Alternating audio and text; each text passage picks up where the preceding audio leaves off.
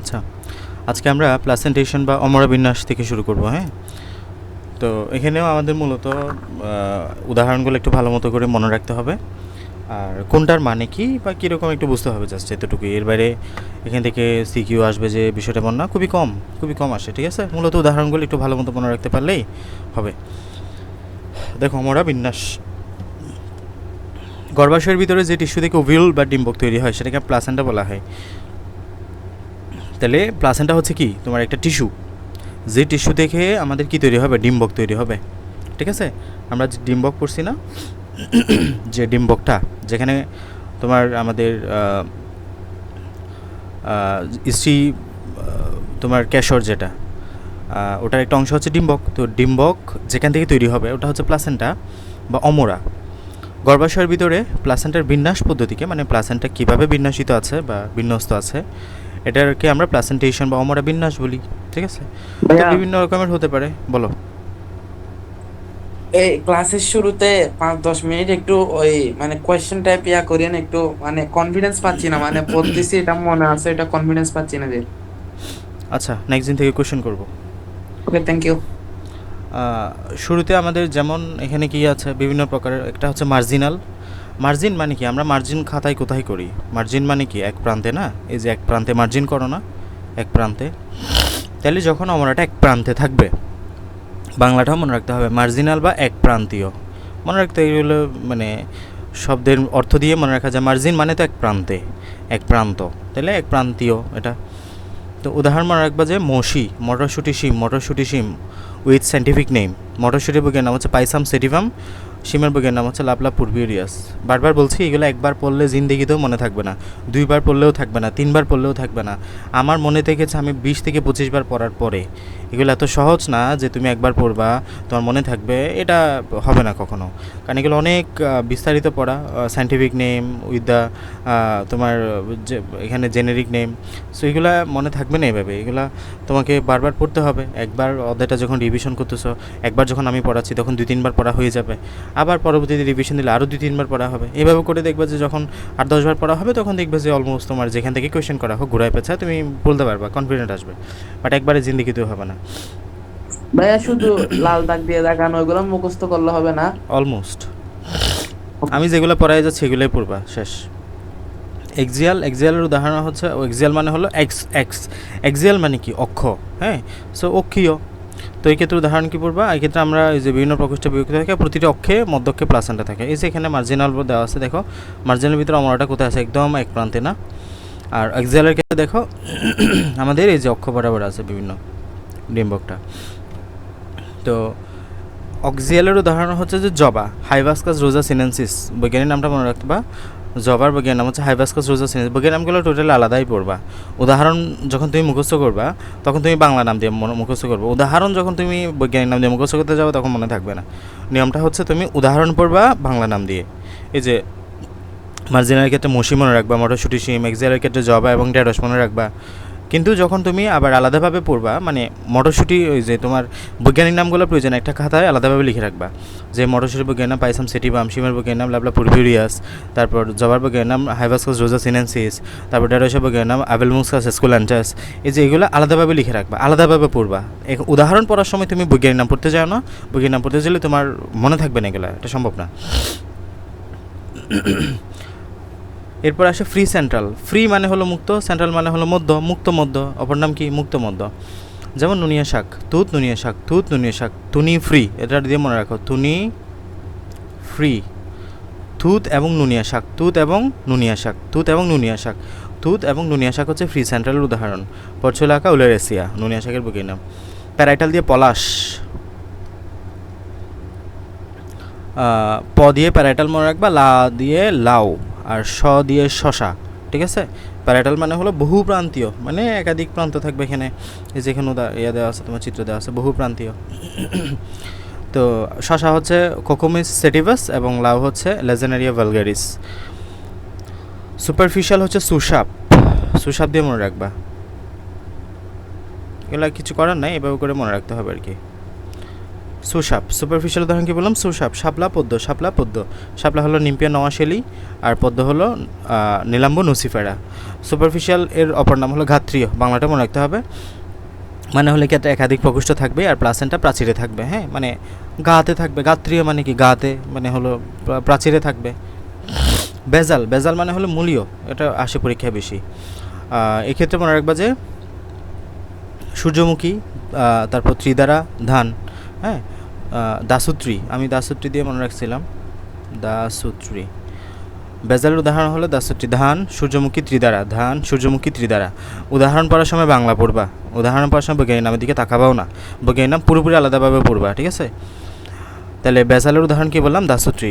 বেজাল মানে হলো মূলীয়, বেজাল মানে হলো মূলীয়। তাহলে এটা এক প্রকোষ্ঠ বিশিষ্ট, প্লাসেন্টা গর্ভাশয়ের গোড়ায় থাকে। তো ধানের বৈজ্ঞানিক নাম কি জানো? অরাইজা সেটিভা। সূর্যমুখী হচ্ছে হেলিয়ান্থাস এনাস, আর ত্রিদ্বারা হচ্ছে ট্রাইরাক্স প্রোখ্যাম্বেন্স। হ্যাঁ, অ্যাপিক্যাল, অ্যাপিক্যাল মানে হলো শীর্ষক, ইংরেজি অর্থই হলো যে শীর্ষক। তো এক্ষেত্রে আবার একাধিক প্রকোষ্ঠ থাকবে এবং গর্ভাশয়ের শীর্ষে থাকবে। অ্যাপিক্যাল মানে তো শীর্ষক, শীর্ষে থাকবে। আর হচ্ছে লাল পাতা এবং ধনিয়া, লাল পাতা এবং ধনিয়া, ইউফরভিয়া পুলক্যারিমা, আর ধনিয়া বা কোরিয়ান্ড্রাম সেটিভাম। ওকে, অ্যাপিক্যালের উদাহরণগুলো মনে রাখবা। এটাই হচ্ছে মূলত আমাদের অমরা বিন্যাসের বিভিন্ন উদাহরণ, ঠিক আছে? জাস্ট নামগুলো পড়বা, কোথায় কোন উদাহরণটা আমরা পাচ্ছি এভাবে মনে রাখবা, বৈজ্ঞানিক নাম আলাদাভাবে পড়বা। এবার আসে আমরা বিভিন্ন প্রকারের ফল পড়ব।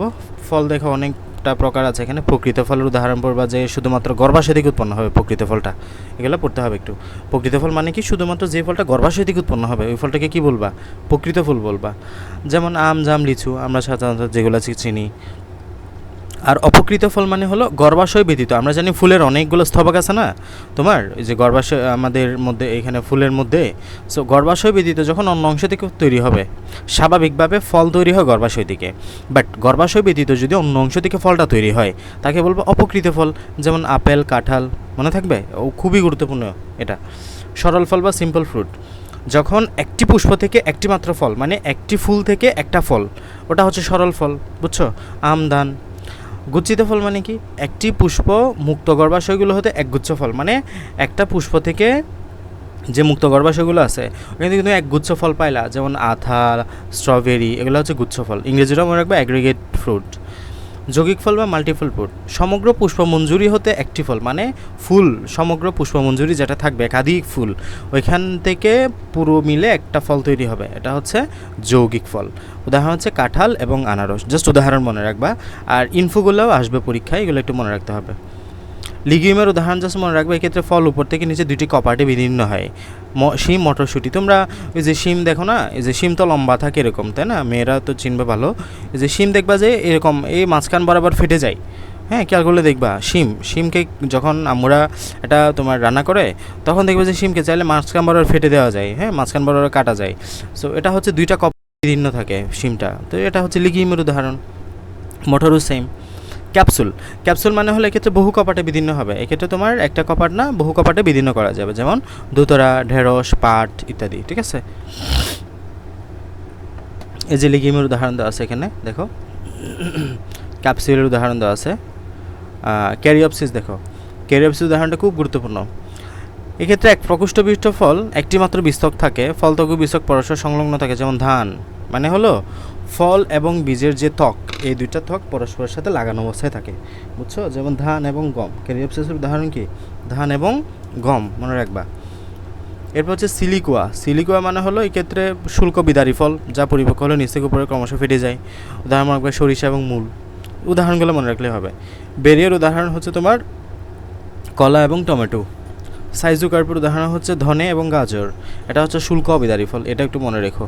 শুল্ক অবিদারী ফলকে সাইজুকার্প, আর সিলিকুয়া হলো শুল্ক বিদারী ফল। হ্যাঁ, এই দুটোই পরীক্ষা অনেক সময় দেয়। শুল্ক বিদারী ফলকে সিলিকুয়া, শুল্ক অবিদারী ফলকে সাইজুকার্প, ধনে এবং গাজর। সরোসিস, সরোসিস মানে হলো রসালো।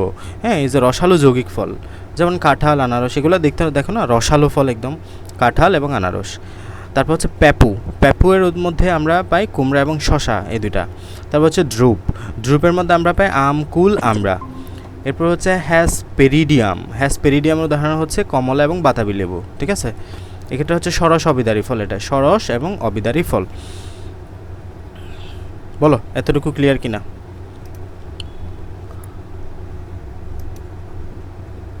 এরপরে আমি আজকে পুষ্প প্রতীক পড়াবো। পুষ্প প্রতীক শেষ করাবো আজকে। ভাইয়া ওইগুলাই তো কমপ্লিট করতে পারি না এখনো, আরো 24টা বাকি। নাহিমা কি বলো? পুষ্প প্রতীক থেকে সিকিউ আসবে আর কি, এখানে এগুলা এমসিকিউ আসে কম, এবার সিকিউ আসবে। বলো পারবা কি না শেষ করাইলে? আমি শেষ করে দিতে পারি।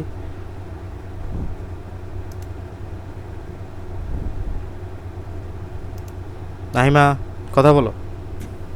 স্যার শুধু পুষ্প প্রতীকটা শেষ করে দেন আচ্ছা, গোত্রর আগে। Floral formula.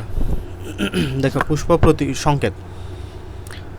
আমরা একটা ফুলকে বা একটা গাছের ফলকে, টোটাল ফুলকে কিভাবে সংকেত দিয়ে প্রকাশ করব, এটা হচ্ছে একটা ফর্মুলা আকারে আমরা প্রকাশ করতে পারি, যেটাকে আমরা পুষ্প সংকেত বলতেছি। তো যেমন পুষ্পের লিঙ্গ, মানে তোমাকে আগে শুরুতে দেখতে হবে এই পুষ্পটা কেমন, এক লিঙ্গ, উভলিঙ্গ, এটা তোমাকে যাচাই করতে হবে, পুংলিঙ্গ নাকি স্ত্রীলিঙ্গ। তারপর বিভিন্ন স্তবক, এই যে আমরা জানি ফুলের বিভিন্ন স্তবক থাকে, স্তবকের এগুলো একটু বুঝিও, হ্যাঁ, না বুঝলে আমাকে বলিও। ফুলের বিভিন্ন স্তবক আছে, ওই স্তবকগুলো সবগুলো আছে কি না, নাকি কোনো একটা মিসিং আছে, থাকলে কোন কোন স্তবক আছে, এটা বিভিন্ন স্তবকের সদস্য সংখ্যা। এই যে বললা, ধরো যে বৃতি, এখন বৃতি কয়টা আছে, যদি বলতেছে দলমণ্ডল বা পাপড়ি, এখন পাপড়ি কয়টা আছে এবং অবস্থান এবং কিভাবে আছে, তাদের সম এবং অসম সংযুক্তি। সম মানে হলো ধরো যে পাপড়িগুলো আছে, ঠিক আছে, এরকম পাপড়িগুলো ধরো যে আছে, পাপড়িগুলো কি পরস্পরের সাথে লাগানো আছে নাকি এগুলো পাপড়িগুলো আলাদা আলাদা আছে, এটা হচ্ছে সম এবং অসম সংযুক্তি। তারপর হচ্ছে মঞ্জুরিপত্রের অবস্থান, মঞ্জুরিপত্র আছে কি না, মানে নাকি নাই। এই যে এই তথ্যগুলা যে সংকেতের সাহায্যে আমরা প্রকাশ করব তাকে আমরা পুষ্প সংকেত বলবো। বুঝছো?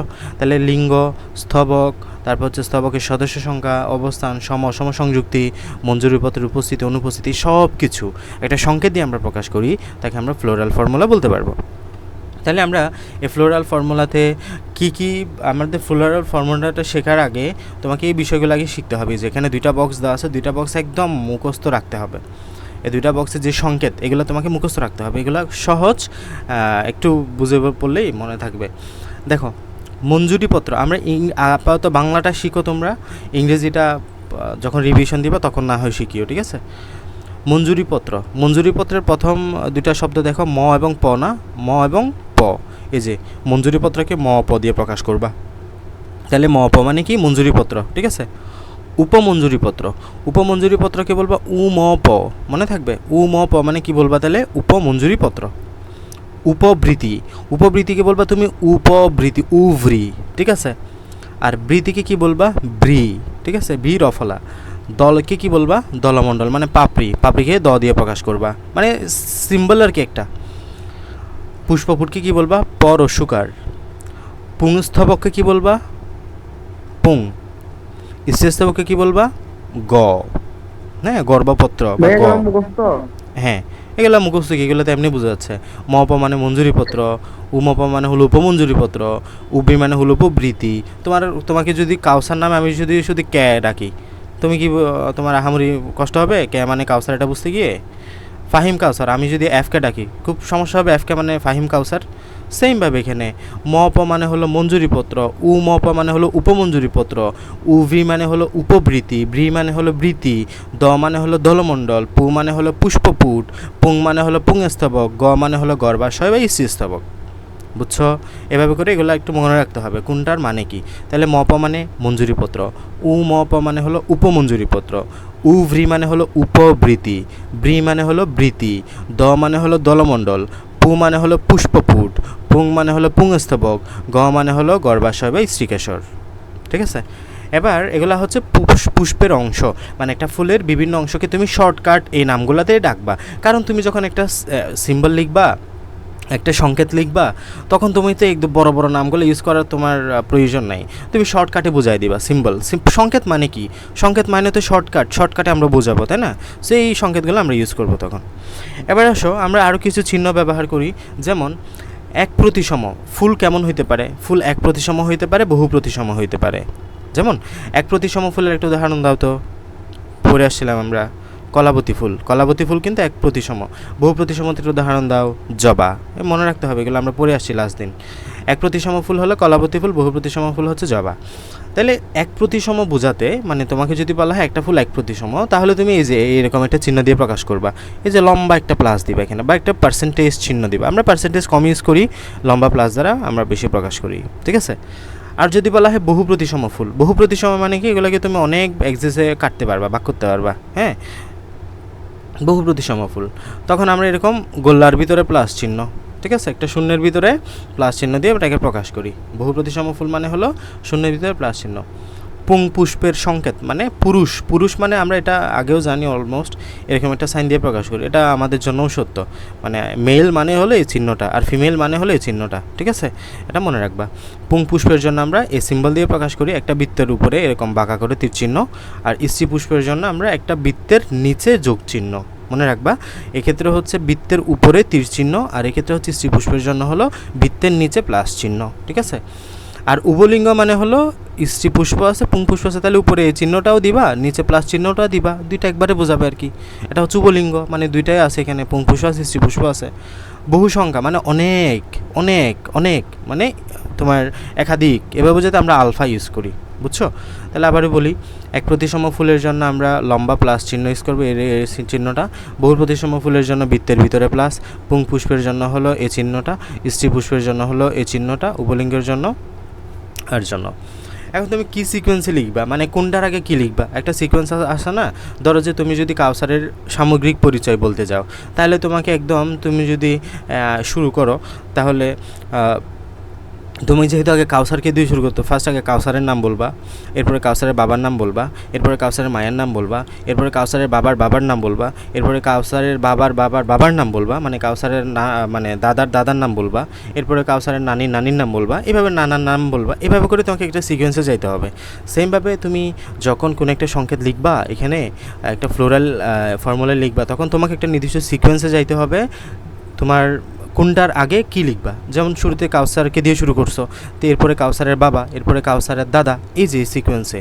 সো এখানে আমরা একটা নির্দিষ্ট সিকোয়েন্সে যাব। সিকোয়েন্সটা কেমন দেখো, শুরুতে আমরা মঞ্জুরিপত্রের নাম উল্লেখ করবো, মানে মঞ্জুরিপত্র আছে কে নাই, ওকে। মঞ্জুরিপত্র যদি থাকে মপ, এই যে মঞ্জুরিপত্র মানে মপ। এরপরে যদি উপমঞ্জুরি থাকে, 2 নাম্বার পয়েন্টে আমরা উপমঞ্জুরিকে রাখবো। 3 নাম্বার পয়েন্টে আমরা দেখাবো এটা কি এক প্রতিসম নাকি বহু প্রতিসম। 4 নাম্বার পয়েন্টে আমরা সিদ্ধান্ত নিব এটা কি একলিঙ্গ নাকি উভলিঙ্গ।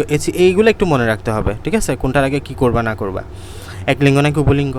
এরপরে হচ্ছে উপবৃত্তি আছে কি না, থাকলে বৃত্তাংশের সংখ্যা কত, উপবৃত্তাংশের সংখ্যা কত, উপবৃত্তির পরে বৃত্তি, বৃত্তির পরে হচ্ছে দলমণ্ডল, হ্যাঁ, এগুলো সহজ আছে। দেখো, শুরুতে মঞ্জুরিপত্র, তারপর উপম, তারপর হচ্ছে এক প্রতিসম না বহু প্রতিসম, তারপর এক লিঙ্গ, মানে এই যে 3 নাম্বার এবং 4 নাম্বারটা মনে রাখবে একটু, এই দুইটায় কনফিউশন হয়ে যায়। একটা 3 নাম্বারে হচ্ছে বহু প্রতিসম না এক প্রতিসম, আর 4 নাম্বার হচ্ছে লিঙ্গটা আমরা ডিফাইন করি। এরপর হচ্ছে উপবৃত্তি, এরপর হচ্ছে বৃত্তি, বৃত্তির পরে দল মানে পাপড়ি, ঠিক আছে, পাপড়িতে সাংকেতিক বর্ণ এবং পাপড়ির সংখ্যাটা। এরপর হচ্ছে পুংস্তবক, এরপরে হচ্ছে স্ত্রীস্তবক, শেষ, ঠিক আছে। আর এখানে আরেকটা নিয়ম আছে, আমি নিয়মটা যখন পড়াবো তখন বলে দিচ্ছি এটা কীভাবে বোঝায়। তারপর একটু বলি যে সাংকেতিক বর্ণের যে সংখ্যা দেওয়া হয়, এই যে দেখো এখানে দলমণ্ডলের ব্র্যাকেটের ভিতরে 5 দেওয়া আছে না, এখানে যদি তোমাকে 5 মানে বুঝতেছো, 5 মানে হলো দলমণ্ডল বা পাপড়ি আছে 5টা, ঠিক আছে। এই যে বৃত্তি আছে কয়টা, 5টা। এবং যদি ব্র্যাকেটের মধ্যে থাকে 5টা, তাহলে বুঝবা বৃত্তিগুলো পরস্পরের সাথে যুক্ত। আর যদি এখানে ব্র্যাকেট না থাকে, তাহলে বুঝবা বৃত্তিগুলো পরস্পরের সাথে মুক্ত, মানে পরস্পরের সাথে লাগানো না। আবার বলি, ধরো যে তোমাকে এখানে দলমণ্ডল বলতেছে, দলমণ্ডলের মধ্যে আমি শুধু 5 দিছি নিচে, তাহলে বুঝবা দলমণ্ডল কয়টা, 5টা। সিম্পল, দলমণ্ডলের নিচে 5 মানে দলমণ্ডল 5টা। আমি যদি এখানে ব্র্যাকেট দিই আগে এবং পরে, তাহলে বুঝতে হবে ওই দলমণ্ডলগুলো পরস্পরের সাথে যুক্ত আছে, পরস্পরের সাথে যুক্ত মানে সংযুক্ত। আর যদি ব্র্যাকেটটা না দিতাম, তাহলে বুঝতে হবে দলমণ্ডলগুলো বা পাপড়িগুলো পরস্পরের সাথে যুক্ত নাই, মানে অসম সংযোগে আছে, বুঝছো, গেল। আর এখানে দেখো আমরা দলমণ্ডল এবং পুংস্তবকের উপরে আবার একটা লম্বা দাগ দিছি না, এই লম্বা দাগ দেওয়া মানে হলো আমাদের এই যে দলমণ্ডল এবং পুংস্তবক পরস্পরের সাথে আবার সমসংযোগ, মানে একটার সাথে একটা লাগানো বোঝাচ্ছে এখানে, বুঝতে পারছো, এটাই। আরেকটা হচ্ছে আমরা যখন গর্ভাশয় লিখি, যে আমরা যখন স্ত্রীকেশর বা এখানে তোমার স্ত্রীস্তবক লিখি, স্ত্রীস্তবকের মধ্যে আমরা যখন এটা আমরা দুইটা বিষয় পড়ে আসছি না, একটা হচ্ছে অদিগর্ভ গর্ভাশয়, একটা হচ্ছে অদুগর্ভ গর্ভাশয়, ঠিক আছে? তো নর্মালি বিষয়টা মনে রাখবা, দাগের উপরে যদি গ থাকে, দাগের উপরে যদি গ থাকে তাহলে বুঝবা অদিগর্ভ গর্ভাশয় বোঝাচ্ছে, আর দাগের নিচে যদি গ থাকে তাহলে বুঝবা অদুগর্ভ গর্ভাশয় বোঝাচ্ছে। নিয়মগুলো খুবই সহজ যদি তুমি সূক্ষ্মভাবে মাথায় রাখো। দাগের উপরে যদি বোঝায় তাহলে অদি মানে তো উপরে বোঝাবে অলওয়েজ না, গর্ভাশয় সবার উপরে থাকবে না, ওই দাগটাকে তুমি সবার চিন্তা করো, মানে সকল স্তবক চিন্তা করো। আমরা জানি অধিগর্ভ গর্ভাশয় মানে কি, ওই দিন পড়ে আসছি যে গর্ভাশয় যখন অন্যান্য স্তবকের উপরে থাকে, সবার উপরে থাকে, তখন তাকে অধিগর্ভ গর্ভাশয় বলা হয়। এই যে দাগের উপরে আছে এক্ষেত্রে। আর অধুগর্ভ গর্ভাশয় মানে ওই দিন কী পড়ছিলাম, গর্ভাশয় যখন অন্যান্য স্তবকের নিচে থাকে তখন তাকে অধুগর্ভ গর্ভাশয় বলা হয়। এক্ষেত্রে দেখো দাগের নিচে দিয়েছি আমরা অধুগর্ভ গর্ভাশয়, বুঝছো? এটাই। আর অর্ধ অধুগর্ভ মানে হলো মাঝখানে দিব। ওকে, এবার আসে আমরা দুইটা সংকেত শিখে চলে যাব, মানে শেষ করতেছি। তোমাদের এখানে দুইটা সংকেতই দেওয়া আছে, দেখো। জবা ফুলের সংকেত হয় ধানের সংকেত, যে কোনো একটা পরীক্ষা আসবেই, কোনো মিস হয় না এই অধ্যায় থেকে, এইগুলা পরীক্ষা অনেকবার আসে, সো একটু ভালো মতো করে দেখো। শুরুতে বলো, এই যে আমরা এখানে কি প্রকাশ করলাম, এটা বহু প্রতিসম। এই যে এখানে বৃত্তের মধ্যে প্লাস চিহ্ন মানে কি, এটা বহু প্রতিসম। তো এর আগে অন্য কিছু আছে?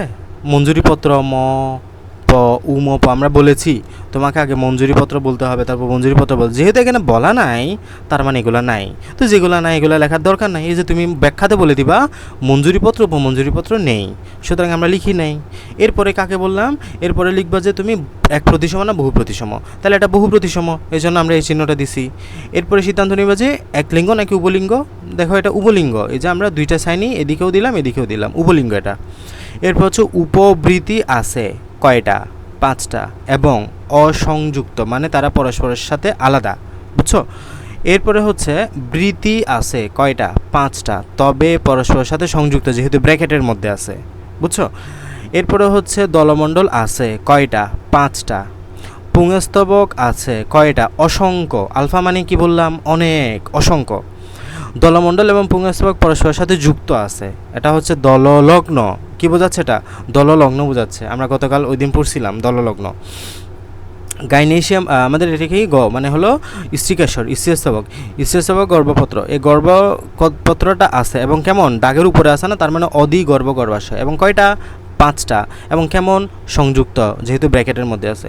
এইভাবে করে এক্সপ্লেইন করতে জানতে হবে, ঠিক আছে? কয়েকবার পড়লে পারবা। আবারও বলি, দেখো শুরুতেই সিদ্ধান্ত নিবা যে মঞ্জুরিপত্র উপমঞ্জুরিপত্র আছে কিনা, এখানে তো নাই, তার মানে আমরা লিখবো না। হ্যাঁ, এখানে ডিটেক্ট আমরা প্রতিসমের সিদ্ধান্তে যাব। এটা কেমন, বহু প্রতিসমের সংকেত। তারপর কি, এটা হচ্ছে উপলিঙ্গ।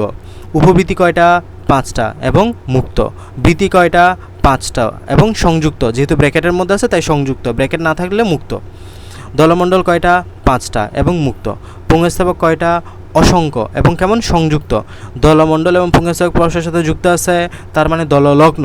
এরপরে গর্ভাশয়, গর্ভপত্রে কেমন, গর্ভাশয়টা কেমন, অধিগর্ভ গর্ভাশয় যেহেতু দাগের উপরে আছে, এবং গর্ভাশয়ের সংখ্যা কত, 5টা, এবং কেমন, তারা সংযুক্ত, বুঝছো? এভাবে করে এক্সপ্লেন করতে হবে তোমাকে পরীক্ষায়, ঠিক আছে? এই যে এটা লিখতে হবে এবং এক্সপ্লেন করবে। আমি আবারও বলি, এটা হচ্ছে বহু প্রতিসম।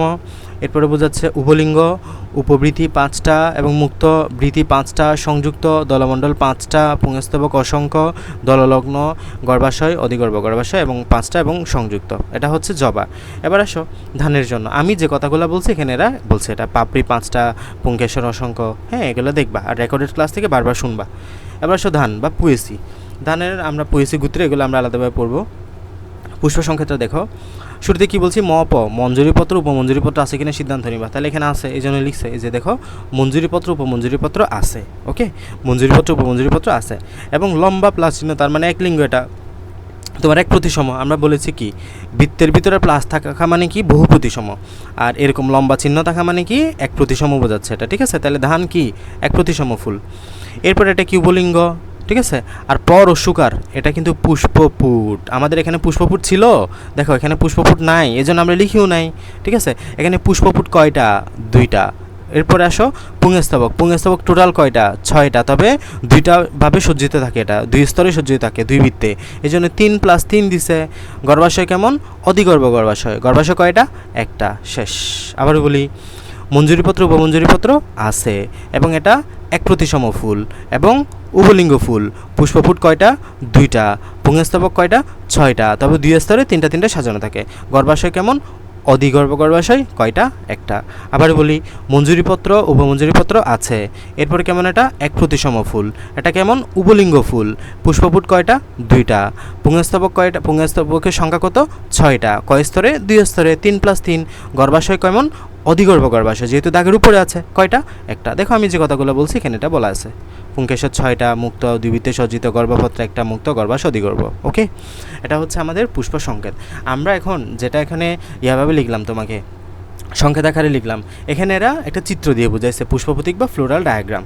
দেখো এই যে এখানে শুরুতে মাতৃ অক্ষরটা দিছে, একটা এক্সে চিন্তা করতেছে, একদম বাইরে দিস উপবৃতি, দেখো উপবৃতি, এরপরে ভিতরে এটা হচ্ছে জবা ফুলের পুষ্প।